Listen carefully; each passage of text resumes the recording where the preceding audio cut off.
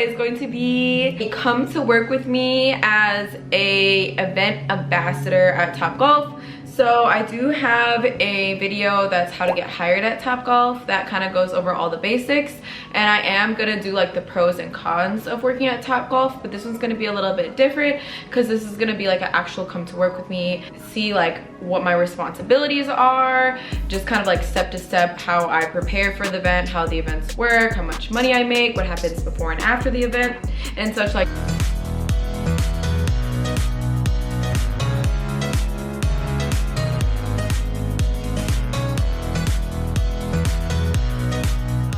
So yeah, let me just go over a couple like basic things you need to know. So first off, being an EA is different. EA is event ambassador is different from a bay host for a couple reasons. So you have to go through a separate training, and it's technically seen as a promotion. So instead of the $2 an hour when you clock in, you'll be getting $7.25. And then also you get a service charge, which I think, do not quote me on this, is around like 10 to 15%. However, this service charge is split between you, any other EAs, literally the person who wheels up your food on the cart, the caddy per usual, bartender per usual, like things like that. So you don't get to keep the entire service charge. And the thing is, the service charge really ranges. Before I get into like the money thing, I will say that there's like so many different packages, and so like during like November and December are like the event heavy months because most businesses are doing like their holiday parties. So our biggest, most popular event is gonna be like including the seasonal favorites, which is like very meat heavy and basically like a holiday meal. So it's more expensive, therefore your service charge is going to be higher. So basically this is what goes into like what your service charge is going to be. So like your food, the meal package you select, and then the drink package is like the biggest probably part of your service charge. So there's like, they can do no beverage package, so just non-alcoholic is included, but there's no like alcohol, that's a separate tab. Or there's ones where like call packages, beer and wine packages, premium packages, like all different ones. But that's really how you're gonna make like a chunk of your service charge. And then also a few other variables are gonna be like how many guests. I'm not exactly sure the rule of thumb, but I think like anything like over 20 is gonna be more than one bay host. Maybe even like 15 is gonna be more than one bay host. And then based on that number of people is gonna be basically how many bays, because they only allow 6 people in each bay. And sometimes there's like different add-ons, like let's say it's a huge event, they might rent out like a conference room as well. Or like the holiday packages, another reason why they're good is because they have like swag they can buy, light up necklaces made out of like ornaments and stuff like that. So all those little things kind of like add up. So let me just give you a scenario. Today is Sunday and I'm going into work in events. I worked an event on Friday and on Saturday. So let me just tell you how those 2 events went. On Friday, my event was from 3 to 7. So I probably had like a 1 p.m. in time, and I worked it by myself. It was probably, I think 13 people only, and they did not have a drink package. The person of contact that set up the event decided they were going to buy the first round for everybody, and then everybody else would be on their own. However, nobody else got anything past the first round. So my service charge was like $54, and I did not have to take bays after. It was so cold, it was very dead. So yeah, I literally just went to work and then went home with my $54 on a check. And that $54 service charge again gets like split up, so not that great of an event. However, last night I had an event, and it was me and one other event ambassador. They did have a call package, which can get really crazy because that's basically just like an open bar for like well options. So the event was like 33 people, I believe. They had 6 bays, no conference room in that call package. Me and the EA ended up, the total service charge was maybe like $370. We got like $185 each, maybe. So pretty decent. And then the guests ended up leaving an extra $300. So that was an extra $150 each. So we made $335 off of the event. And then after that, I still made another like almost $100 because they made us take bays after. So my event was from 7 to 10. My in time was 5:30. So usually your in time is about an hour and a half before. My camera is dying. Okay, let me just wrap this up because basically I got there at 5, my event was 7 to 10, and then they made me stay till like another hour, and it was so cold. It was 30 degrees. I worked outside for 8 hours, but at the end of the night I made over $400, so it was pretty decent. I'm gonna go get ready for work because it's currently 3:44 and I work at 5. So I'm gonna try to leave here in like a half an hour, around like 4:15. And I'm gonna vlog on the way to work a little bit because I got a new car set up. And then we're gonna get into the, you know, come to work with me. So if you wanna see what it's like to work as an EA at Topgolf and how much money you get, and mainly like what your responsibilities are and what all goes into being an EA, because it's actually a lot of work. Especially for that $54, like I had to carry 2 tables, and then the table toppers are like these big metal things.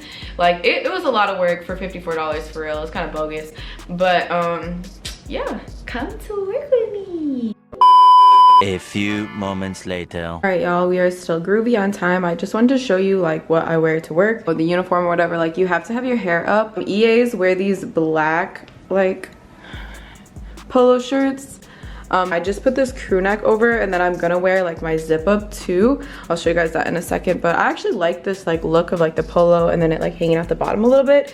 And then I just wear black leggings and then fuzzy socks because it was so cold yesterday, and they'd be on it about having your hair up for real, for real. So this is my uniform. The shirt and the sweater they do provide for you, and they also provided this like actual, it's pretty nice. It's like literally like a little North Face jacket. Again, all free provided for me. It takes me about a half an hour to get to work. I don't have my lashes done till tomorrow, so like please try not to judge me. I want to make sure that I'm on time because if you are late for an EA shift, they will literally just put someone else in your place.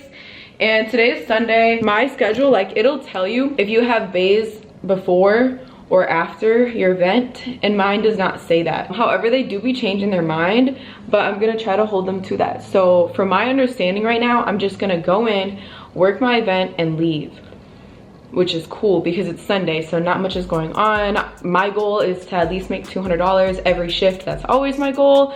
Let me show y'all the perfume of the day. It's nothing special, but just a little fun throw in. So I usually just use my scent bird, which is yada yada yada yada yada. Yeah, oh wait, I'm everywhere. That's okay with y'all? Also, a key part of my uniform, this thing that they give you. I keep like pens in here, and then this is what we write all the orders on. They don't provide a checkbook for you, and I'm not gonna keep buying them. And also like there's not a lot of room in that thing, so we just write on these and then throw them away. And then I did buy my own. This guy, for serving and bottle service, I actually have on my Amazon storefront everything you can need to get started, including these. But what was I showing y'all again? Oh yes, that is right, my scent bird scent of the month. So I just started this subscription.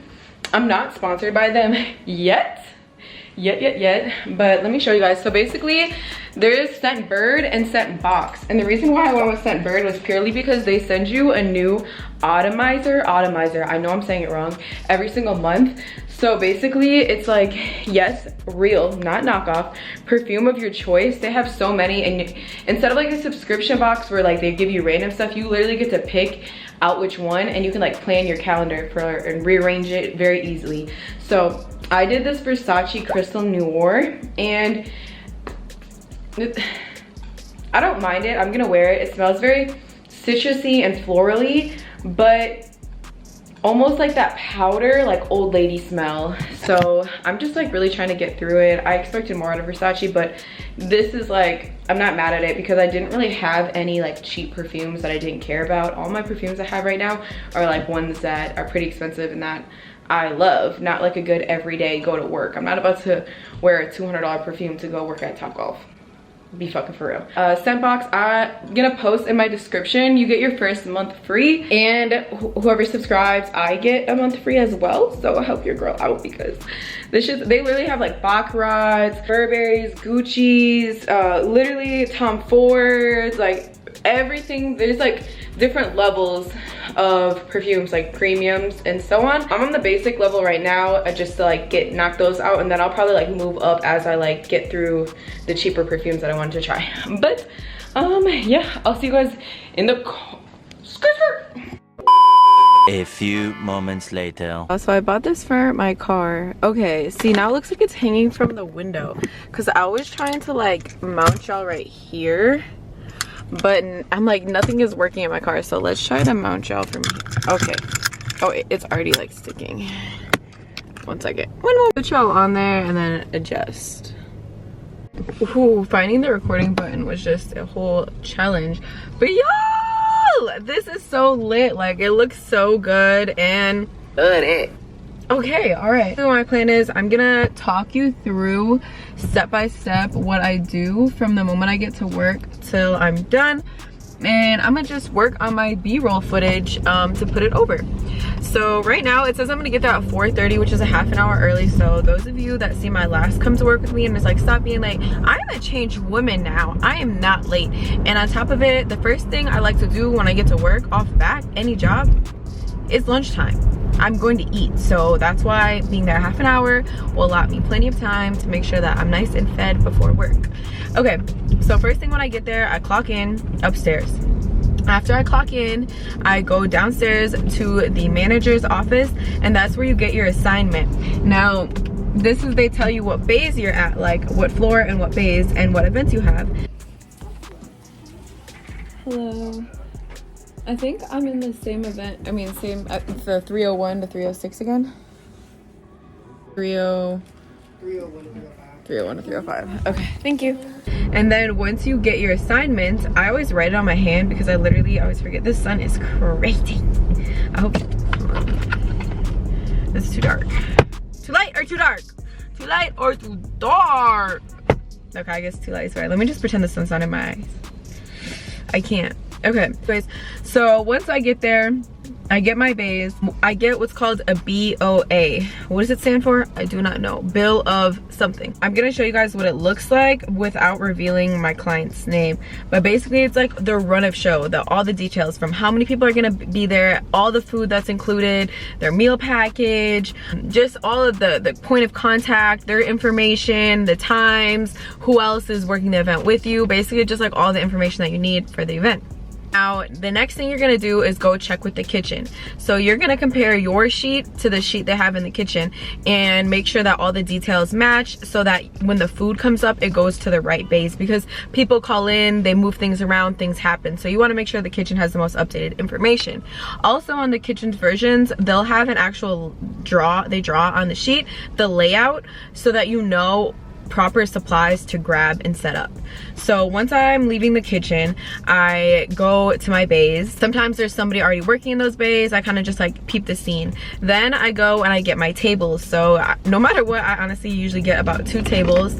And then after I get my tables, I grab my table toppers. The next step that I do is I get a cart and I grab all of the shapers and supplies, plates, utensils. You have to grab like the little things that the stilos, I think they're called, I'm not sure, that the fire flame that go under the things, plates, silverware, like literally everything that you're gonna need for the event, and it gets piled really high on the carts, and then you push the cart over to your bays, and then you go ahead and set everything up from, you know, the table. It goes table, tablecloth, table topper, and then you put like your, I just had the name, shafers. You do shafers, and then you kind of like decorate the table. You put out the name tags, and then you select the utensils that go with it. We do have a little bit of creative freedom as far as decorations, and to an extent the order. We used to have a lot more creative freedom, but lately they've been like telling us there's a right way and a wrong way, more so of like the order to put the food in and such like that. So you basically get it set up. After that, you're gonna want to turn your bays onto event mode and make sure that there's generic sign-ins already so they can just start playing right away. You want to put there's like welcome signs into each bay. I usually, if I have time, start filling out my paperwork. So there's like 2 or 3 sheets of paper that you have to fill out. copying information from the BOA, and then there's an event recap that's like, how did the event go, yada yada yada, what could have made it better, things like that. So I go ahead and get a head start on that, because when the event is over, I want to be able to leave, baby. So I do that, and then 15 minutes before the event starts, you want to go downstairs and you have your welcome sign and be waiting for the client. Once the client arrives, you want to ask about the point of contact that's on the sheet, because sometimes that person that set it up is not actually going to be there. So you want to find your point of contact. After you find your point of contact, then you're going to go over that BOA with them, like, hey, my name is Samantha, I'm going to be your bay host today, or your event ambassador today. I just want to confirm that you're still expecting 20 guests. All right, it looks like your food is going to drop at 7:15. We do leave the food on the table for 90 minutes. So I'll go ahead and give you guys about a 10-minute warning to do last call for food. It looks like you have this drink package, you have the call package. I placed menus on the table of all the drink options that you have available. Here's an additional copy for you. All non-alcoholic beverages are included. If there's something that you guys want outside of this call package, did you want to cover that on a separate card, or do you want everybody to be on their own tabs? Let me know if you guys need any left-handed clubs. I'm gonna walk you to the bay. You know, if there's other guests still lagging in, have them stop at the front desk. They'll be happy to show them where they're at. Explain to them how to play a couple games. Let them know that, you know, make sure they switch their name in the system so that they can get the free membership that came with their thing. This is my turn, such like that. From there, it's basically like regular bay hosting. You know, you get them drinks, when the food comes, you help them with that, yada yada yada. Event goes. After the event, most events are typically 2 hours. Basically, you pull the food and then clean up the table, break down the table, put everything back. Sometimes you can get lucky and there'll be an event right after you, so you can leave your setup. And same thing with coming in. So like, there's a chance that I'm coming in right now because I'm going in for a PM shift, and somebody already had an event in that bay before me, so there might be a table set up over there. So that's another reason why I always like go check out the bays first to see what I'm working with. So then after that, you might have to take bays. 9 times out of 10 they make you take bays after your event, which I normally do not mind. I never mind working as long as there's work to do, because you might already have had a good day, or maybe you didn't. Either way, it's an opportunity to make an extra $100 bucks or more or less, I don't know, you know.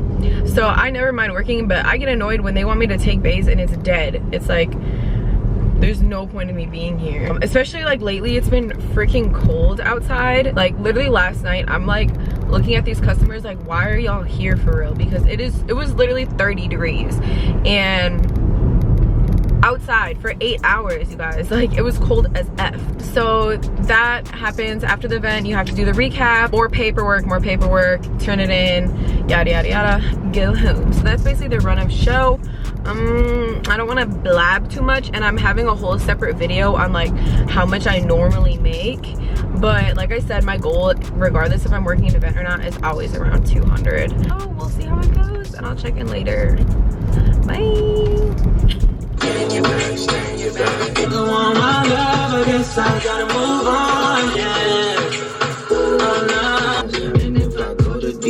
I'm trying to spar with Trump. I'm not a politician. I just ain't know all this stuff. It's like a lot of games being played. How's it going down? It's time till we gone, and I got to know now. Is you with me or what?